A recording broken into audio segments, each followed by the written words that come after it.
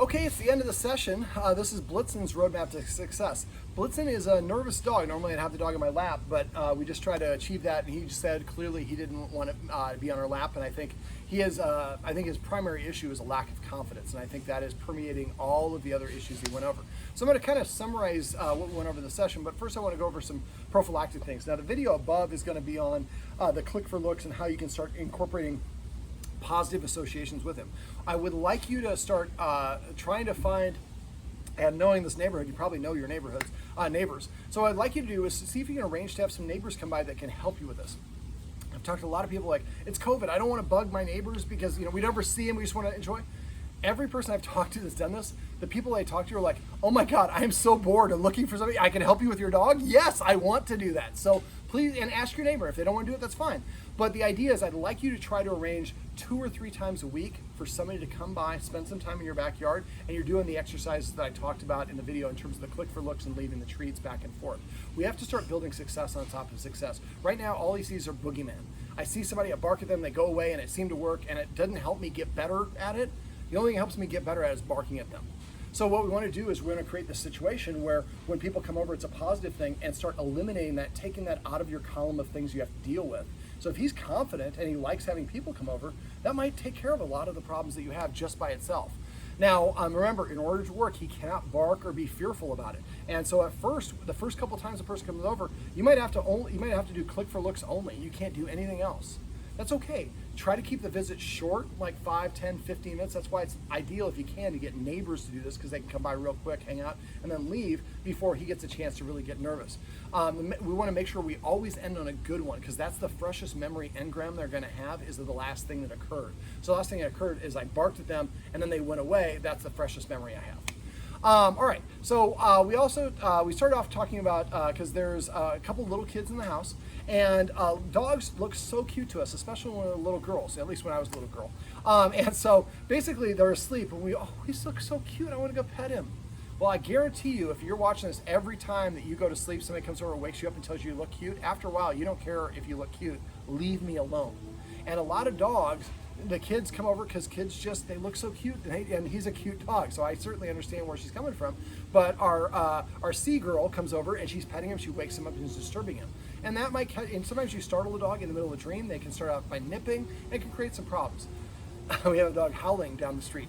So what I usually recommend is that we create some safe zones for dogs. Dogs have what's known as a fight or a flight response. And so usually they try to run away from things. If that option's not there, then they nip or bite. Kids are notorious for not listening to dogs, most of the time because they just don't know what the dog's body language is saying. So the kid, goes to pet the dog, and the dog gets up and walks away. The kid goes over and then starts petting the dog, and walks away. If your dog is walking away from your kid, it is telling you, I want a little space. And that's okay. We all need a little space from time to time. They can still love the kid and also need space at different times. So I usually make the bed, the kennel, and maybe another area as off limits. So the dog knows if I go to the dog bed, the kids cannot mess with me. So that will cause the dog to start sleeping on the dog bed because it's a safe area. Now, if you have difficulty getting your dog to go to the dog bed, message me, and I'm happy to include the link, show you a link to the video on how to teach your dog to go to the dog bed. Or you can go to my website, dogonproblems.com, click on where it says dog training tips, type in dog bed. There'll be videos that come up, and one of the videos will say how to teach your dog to go to the dog bed. Watch that video, it shows you how to do it, real easy. All right, let me see. Also, when they're eating, that's something we always want to pet the dog. Once they're eating, the kids should not be within 7 feet of the dog. Now, what I would like to see would like to see the older daughter, eating something first, then putting food in the dog's bowl, and then having him come over to eat. Now, the guardians here currently free feed, which means they leave the food in the bowl all the time. Dogs in the wild spend 90% of their time looking for food. It is by far their most important thing. So when we put it in the bowl, they're like, what do I do with the other 88% of my time? They're bored. And a lot of times, dogs don't have much self-esteem and confidence because we want to do everything for them as a way of showing affection. But if you do all your kids' homework for them, you're going to get them an A, but you're really not helping them learn the primary lesson. And so for dogs, sometimes by being too nice and too loving, we rob them of any ability to develop self-esteem and confidence. So that's why I talked at the very end of the session. One of the things I like the guardians to do is try to make an effort to, once a week, teach the dog a new trick. And they should be super duper simple. Go to YouTube or Google and just search for easy dog tricks. Teach you to do a hurricane or a circle. Just circle and get a treat. Remember, anytime you have a treat, the treat goes in the mouth first, they hear the command word second. And right on top of each other. How to teach your dog to put its head between your legs. How to teach your dog bang your dead. That's a little bit more challenging. Or roll over. So coming up with these tricks. So if it's roll over, so you want me to pet you, roll over. Rolls over, and I pet it. You want to go outside, roll over, I open the door. You want to get your food, roll over, and then I put the food down. So the idea is the dog has to earn that stuff. Now, I backed up a little. Let me back up a little because I started talking about feeding. Free feeding, some dogs can get away with it, but a lot of dogs that are insecure, it's very confident building for them to see that somebody else is in charge of distributing the food and eats in front of them because dogs eat in the order of their rank. So basically what I'd like to have you do is put the food down in the bowl and then not allow the dog to get it. So if this is dogs, let's say this my knee represents the bowl, and this is the dog's head. So I've put the food in the bowl, the dog comes for it, I put my hand on top of it. It's kind of like the It's Your Choice game I showed you guys. And the dog's gonna paw, try to get it, and I don't move my hand, I don't say no. As soon as it backs away, I raise my hand. That causes him to go for it, then I close my hand. And you're gonna do this back and forth, and after a while, he'll back away, you'll lift your hand, and he'll stay there. Then you pull your hand a little bit further away. If he goes for it, you go back towards it. So eventually you just teach him that when the food's offered, you gotta wait for permission to eat. I don't think that's gonna be needed at this case because when they're free fed, we put the food in the bowl, the dog's like, yeah, I'm gonna eat in 3 hours, whatever. And it walks away. So I spent about a minute calling the dog to come over, tapping it, tapping the bowl, calling the dog's name. If it doesn't come over in a minute, I just dump it, but it's important to put the empty bowl back down. If it comes over and sniffs it, as soon as it walks away, pick up and dump any remaining food. Every time the dog comes and lick the empty bowl. After a while, the dog will recognize, as soon as I leave, the food disappears, and that is what it is like in the wild for dogs. So we're just tapping into what they normally do. And then eventually you could do the bowl covering thing that I showed you. And remember, if the dog goes longer than 3 days without eating, that means something in the house is cheating. So make sure you don't cheat because you're only working against yourself. Hunger becomes your ally. If your dog is on medication, it's going to need to eat when it gets its medication. Most dogs should be able to put food down and then turn around and put more food down and then go over and eat it. The dogs that are free fed eat when they feel like it. And that means they're eating in front of the humans, which confuses the dog into thinking it has more rank or authority. Also, it interrupts their potty issues because they're going to poop at different times.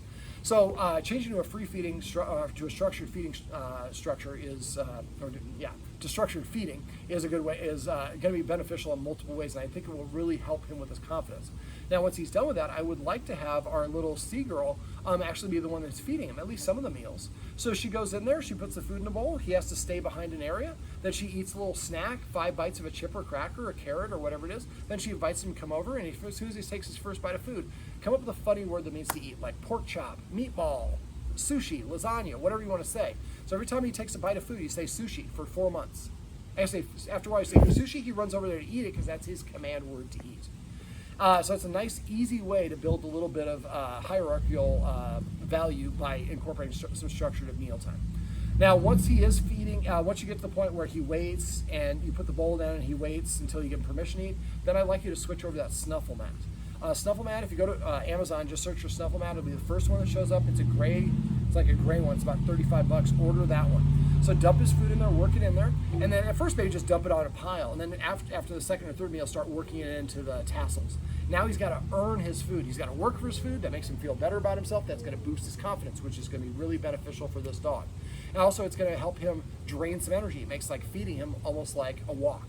Also, it's stimulating and it's comforting for him. So we accomplish about 4 or 5 things by using a snuffle mat, by doing something we're going to do every day anyways.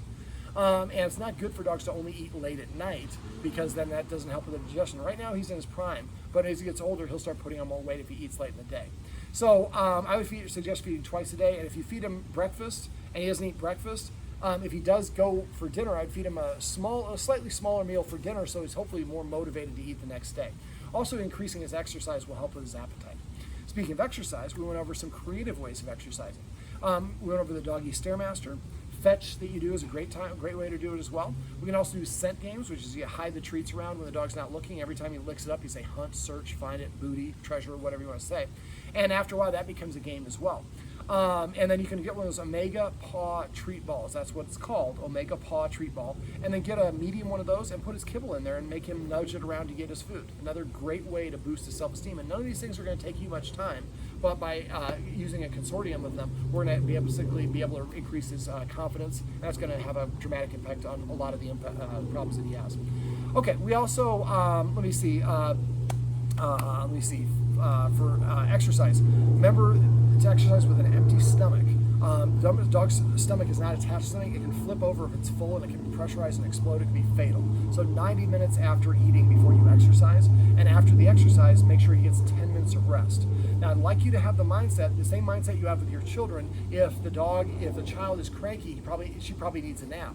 If the dog is mischievous or overbarky, ask yourself how long has it been since the dog's been exercised. He's not a super high energy dog, but the Doggy Stairmaster, and I have videos for all that stuff, so message me if you forget how to do any of those things. I would like to see you guys doing the Doggy Stairmaster in the morning before breakfast. Give 10 minutes recover, then do the breakfast. Then maybe midday, play a little game of fetch or some scent games. Then maybe before or after dinner, at least 90 minutes after, we do the Doggy Stairmaster or the fetch again. And so the idea is to find, I think for him, each exercise regimen will probably be maybe 1 to 3 minutes. At the end of the day, probably 10 minutes worth of actually hardy exercise, but sprinkled around other activities. Remember, you can always exercise him to set him up for success. You're having guests come over, you're gonna practice the exercise in the video above. He needs to exercise first, and then get 10 minutes of rest, and then practice. Now, be careful you don't over or underdo it. You want to find the Goldilocks amount. So basically, if you try 10 up downs on the stairs, and then you try the click for looks. Well, let's say that he really wasn't into it. Maybe next time we try 5 up downs on the stairs. So you're going to play around with those iterations in concert with preceding activities, and eventually you're going to find, you know what? Before guests come over, he needs 7 up downs on the stairs. Before dinner time, or before the lawn people come, he needs 15 fetches. Or before this, when the kids are coming by home from school, he needs this. So the idea is to come up with that rhythm, just like you know for your kids that needs a sleep for this long in order to behave well for the next activity. So you're setting your dog up for success. And remember, I have videos for those things, so let me know, but I promise you that will make it easier to fix the problem. So please try to make sure he's getting a minimum of 3 exercise regimens, like 1 to 2 minute, 3 minute exercise regimens every single day. Now in walks, remember, let him sniff as much as he wants to do, as long as it's safe to do so. And try to avoid making your excursion with your family the same thing as your walk for your dog, because you're trying to achieve 2 different purposes. They're going to operate in different ways. It's going to cause you to be frustrated. It'd be much better for you to come out and give your dog a 10-minute sniff walk. So I'm going to walk this way for 5 minutes. You can sniff as much as you want. And 5 minutes, we turn around and come back, sniff as much as you want on the other side of the block. Then I leave you here. Then while Dad is getting the kids ready, and now the dog has been exercised, then we go out for a family walk without the dog. Eventually, we'd like to get the dog to come with us. But I think right now we need to just help him, put him in position to succeed, and getting that exercise on a regular basis is going to be really important. That's one of the reasons I ask it as the first question before I do my session. Excuse me while I do a Marco Rubio. Next thing we talked about were rules. The Guardians here don't really have any rules, and they actually came up to that conclusion right away. A lack of rules tells the dog that we are peers, and if we are peers, then listening to you is optional, and that's not the dynamic most people want. So I want the dog to have identify like a child does to a parent. I'm a member of the group, but I don't have the burden of responsibility for leading the group. So now for dogs, they can't just say, I'm going to take over, I'm in charge. Dogs like, show me that you're in charge. And we show them through burning energy is like a form of currency for dogs. So basically what we want to do when we're doing this is we're going to, some of the rules I'm going to go through need to be in place for a minimum of 90 days or as long as the problem is still going on. And then after that, don't break a rule to reward him. It's going to cause your dog to be more frustrated and want to do that again, which is going to cause you to be frustrated. So if you want to reward him, rub his belly, play tug of war, play, click for looks or whatever it is. Just make sure that you're doing something positive that's not related to the rules. Otherwise, he's just going to want to do it again. Now, a couple quick dog psychology things before we go into the rules. Any attention is validating. Yelling at your dog is just as validating as saying, I love you. A lot of us train our dogs to misbehave because when they do the things we like, we ignore them. When they do the things we don't like, we correct them. So they want any attention, so they're going to do the wrong thing because that's the best way to get our attention. So any attention is validating. And for dogs, anything they're doing when you pet them is what you're rewarding. So if the dog is barking and you say, calm down, I'm getting petted for barking. If I'm jumping up I come home and the dog jumps up on me, I pet it, the dog said, yep, they're petting me for jumping up on them. Which also is bad because for a dog jumps up when you first come home, that's a way of saying you belong to me. So when you come home, I didn't ask this, but I'm guessing that Blitzen is very excited. When you come home, ignore him. Pretend like he's not even there. He's gonna be all spazzy. Excited is not the same thing as happy. A lot of us confuse that the same thing as humans, but they're different. So as soon as he's nice and relaxed, then reach for him and he starts wiggling, pull your arm back and go back and do the thing. You might have to reach for him 5 or 6 or 10 times before he stays calm the whole time that you reach for him. And now we're rewarding a calm and balanced energy instead of a spazzy energy, which in his case is going to be really beneficial. All right, so let me see. So also, dogs probe to determine where the boundary limit is, as well as who the leaders are. So children probe to see what they can get. Dogs are probing expecting to get a no. And for dogs, not saying no is saying that you give the dog your seal of approval. So in a very real way, not saying no to a dog is the same thing as saying yes. Because the way dogs learn, they probe to see if it's allowed. They're waiting for you to say no, and after you do that, say no enough times in a row, they're like, okay, I'm not allowed to go on the carpet like we talked about, or whatever it is. But if I probe, you say no 8 times, but the 9th time you're not paying attention, I cross the threshold, oh, so I just have to ask 9 times and I get my way. We train our dogs to be defiant. One of the dirty secrets I learned about dogs a long time ago is you have to always outlast your dog. Every time you give in, you're just going to punt it down the road and you're going to have that same problem. It's going to be harder to fix the next time. So really focus on trying to, for the next 2 or 3 months, being very militant about this. The dog we're going to have it, then you can coast. Most of us just start coasting way too early and the dog only has it halfway done. Okay, so remember, and if your dog is nervous, you can lay your hand on him. I would recommend that you guys probably come up with a watchword, call it fearful or scaredy cat or whatever it is. So it's very natural when our dog is fearful to pick it up and pet it, and those are rewarding behaviors. So your dog is nervous, lay your hand on it. And if you see someone petting the dog when it's nervous, come up with that watchword, called it, scaredy cat, scarecrow, and that means I stop petting because the dog's scared. All right, so let me see. The rules we went over: not being allowed on the furniture. Give those X mats, the letter X, M-A-T-S. They're about $11 a piece on Amazon or Chewy, and put one on each cushion. After about 2 or 3 months, you can, if like we have 3 cushions on the couch here, what we do is have one on each cushion. After 3 months, we take away one of them and put it on, like if this is a cushion, this is a cushion, this is the cracks. So 1, 2, 3. After a while, we take this one away, move these 2 in the crack, and so the dog sees it kind of gradually dissipate. But that shouldn't happen until about 3 months. Then in the next month, maybe we take the other one away, we tear it in half, and we have one over here, then one in the middle, and then one not at all. And if we're also conditioning the dog to go to the dog bed, like I talked about earlier, and I have a video for that, by tossing the treats and coming up with a fun command word for that, then eventually the dog just goes and gets a habit of laying on the dog bed and doesn't even try to lay on the furniture because it hasn't been allowed, and it's been longer than 90 days, the myelin sheath develops, and that's what the dog does, it lays on the furniture. Now the dog sees that I'm down here and the humans are up there, they have more rank or status than I am, I don't have to be their sheriff, I'm not responsible for them, I don't have to be insecure when things happen, and I think that's a big contributing factor for this particular dog. Okay, so let me see, for the dog bed, throw a treat on the bed. When he goes over and licks it up, say Jamaica, where the word is. Wait for him to vacate it and throw another one right away. Do that for 20 treats in a row. Do it about 3 days and you'll be good. And after a while, they say Jamaica, and he'll run over there. Or if he runs over there on his own, then rain a treat. Throw a treat, try to make it a high arc. So he's like, man, now I come to the dog bed, it's raining treats. Why would I want to be on the couch? There's no treats on the couch, but the dog bed is awesome. We also talked about the Premack. The Premack is a principle named after David Premack, a scientist who works with chimpanzees, or apes or something. But basically it means that a less desirable behavior will achieve you a more desirable behavior. We all went through this when we were kids. Do your homework and then you can go play with your friends. Do your chores and then you can go have fun or whatever it is. It doesn't mean that I get a reward. I don't get an allowance. I get a behavior. So one of the rules that I came up with is Premack. So we go to the door and I say sit 1 time. If the dog sits within 3 seconds, the first time I say it, then I open the door. If it doesn't sit within 3 seconds, I don't ask multiple times because the more you say it, the less you mean it. Instead, I would sit down nearby, pull out my phone, watch TV, read a magazine article, do something for 1 minute. After 1 minute, go back to the door, tell the dog to sit again.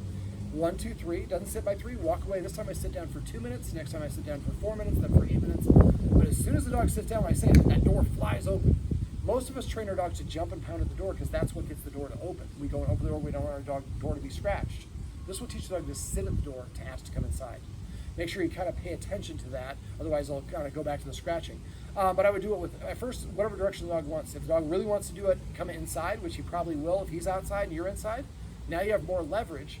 And it'd be better, that's a nice window. I don't know if you could do it on that one because it has window in the whole door. He could see in. But basically the idea is he learns that if I want the door to open, I have to sit, and I can't demand it, I have to be passive. And by being passive, I am rewarded for being passive. And that will extend to all sorts of other things in his life.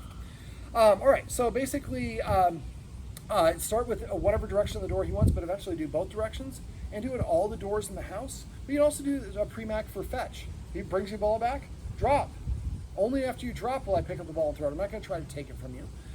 Sit before you put the leash on. There's sit before I start the process of preparing your food. Although that's not a pre-mac, that's a little bit different because there's a reward at the end. But it's the same principle. So you're asking him to do things in order to earn privileges and behaviors, and that motivates him to want to do those things later on because that gets him something he wants, and you're training your dog to do what you want them to do. All right, so another example, another 2 rules I went over: not being allowed in the kitchen when we're preparing food, not being around anyone who's eating food. So what I would do is, like if you're eating out here, I'd have the kids eating a snack. And then the dog is now allowed to be on the carpet the way that I walked you through until the food has disappeared.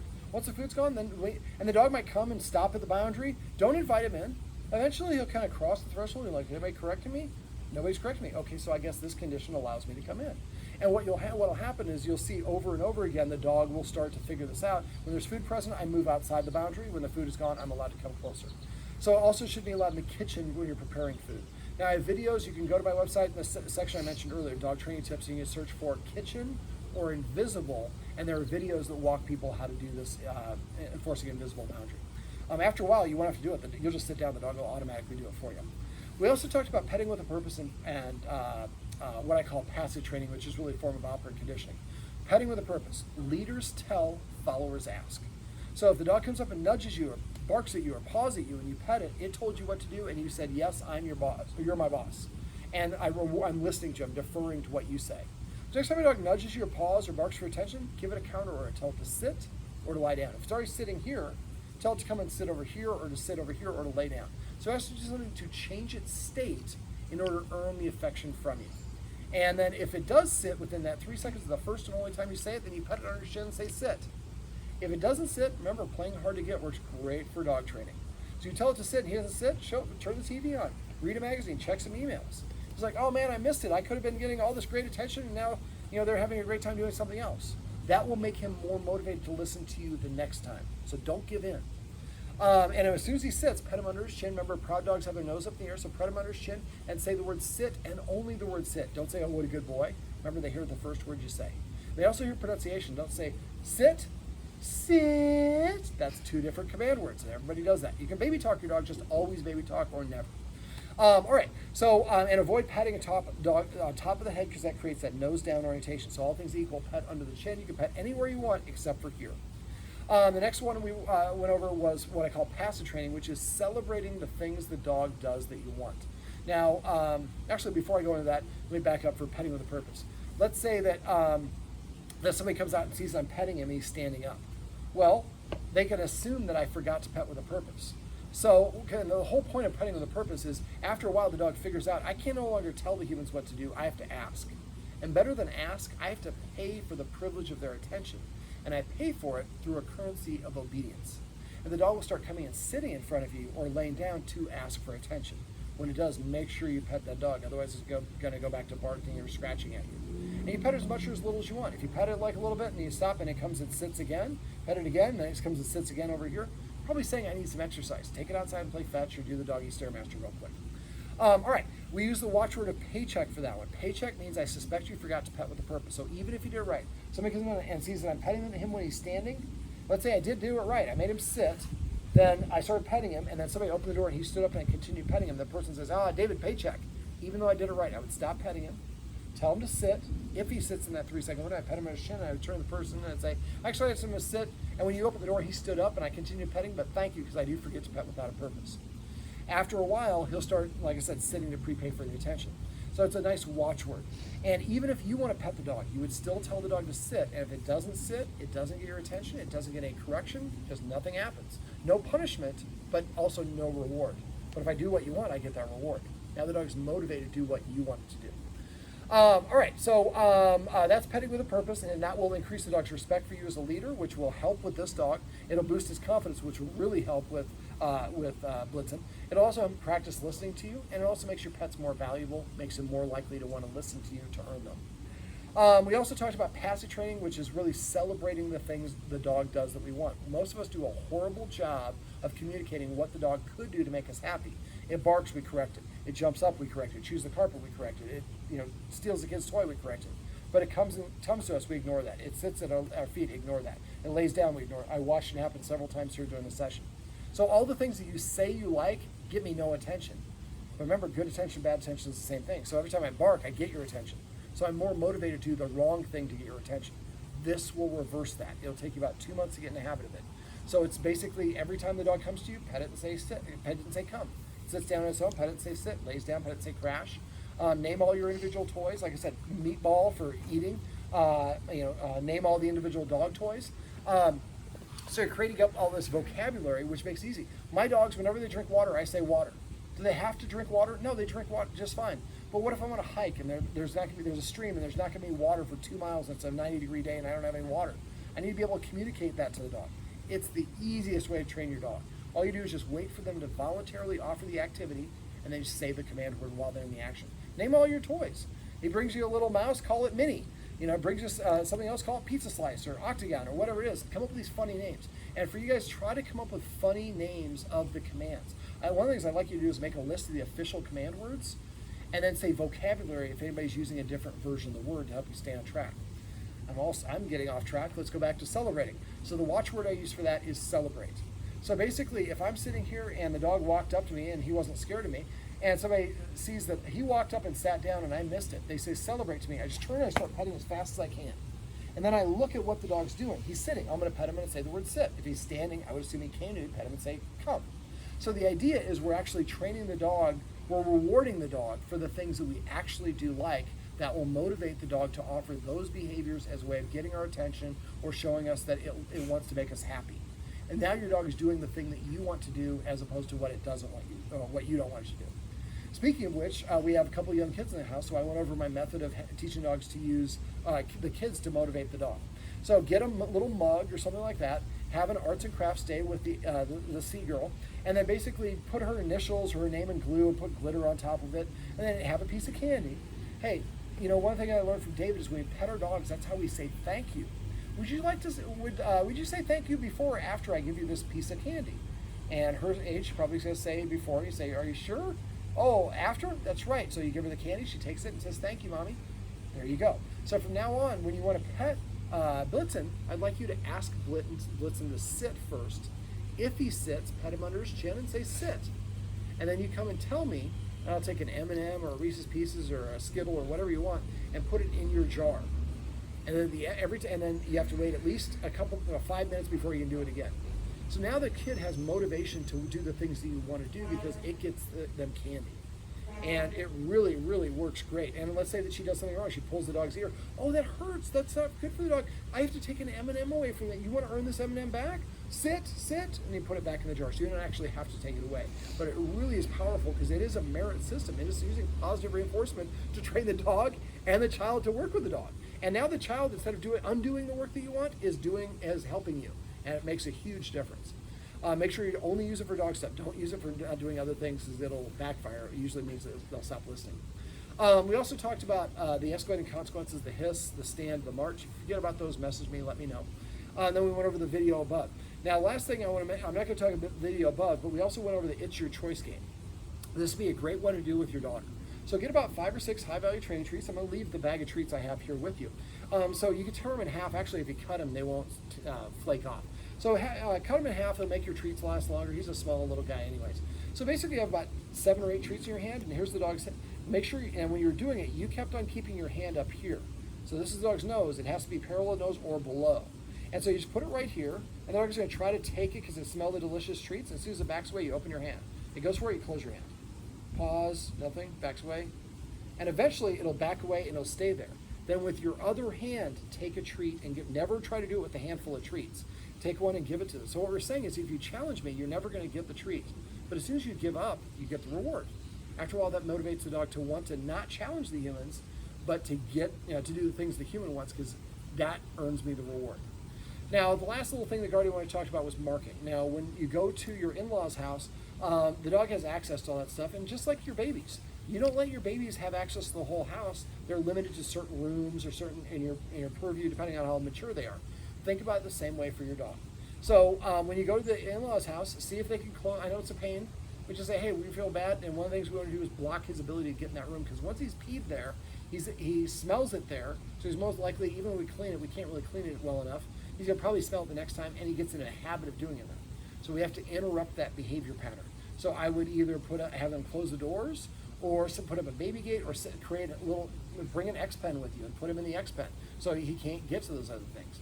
And so the marking is an intentional behavior that usually comes from an insecurity. So there's another house, he's going around to mark and say, hi, Blitzen's here, man. So I'm claiming this, and I want everybody to know that there's a dog, rock and roll dog in here who's running the show. Here in this house, he pees on things because he thinks he's in charge, but the humans don't see it that way, so they don't listen to him. That causes him frustration because they're not listening to him. That frustration leads to stress. All aggression comes from stress. I wouldn't consider him an aggressive dog at all. I think he is an insecure dog, and he is acting out as a coping mechanism to try to get people to move away. So we want him to understand that, like, the barking doesn't work, but not challenging us. That's why that It's Your Choice game works so well. So, yeah. All right, well, I'm trying to think if there's anything else. Tricks and commands. Set a goal. Try to teach him a new trick or command once a week through the end of the summer. Give yourself like 6 weeks, maybe mid-September. If you can get him 6 or 8 more tricks, I guarantee you he's going to be a lot less anxious. Combine that with rules, combine that with the structure of petting him with a purpose, or petting him when he does desired behaviors, doing the click for looks and creating situations where people come over and he doesn't see people as a boogeyman. We're just really slicing and dicing all these issues, moving it off to the side. New issue, dice it up, move it off to the side. Another issue, dice it up. After a while, there's nothing left for him to be fearful about. And then he can kind of relax. The last little thing is about separation anxiety. Do not let him follow you in the bathroom. Try to create situations where he practices being a little bit apart from you. Teaching your dog to stay is a great thing to do for that. It's actually one of the things I do with dogs that have separation anxiety. You can also go to my website and look for just separation anxiety in the dog training tips section in the title. Those are the videos where I go through my method to teach dogs to be more confident, but it really revolves around the stay. So I'll kind of walk through it. It's a nice 7 to 10 minute video that'll kind of make it easy for you. All right, this video is probably, how long is this one, Addie? 32 minutes. 32 minutes, longer than I wanted. So we're going to go ahead and wrap it up here. This is, if you have any questions, please message me. I don't care how long it is after the session. I'm here for you, but I can't help you if you don't let me know. All right, this is Blitzen's Roadmap to Success. Remember, everything you do trains your dog. Only sometimes you mean it.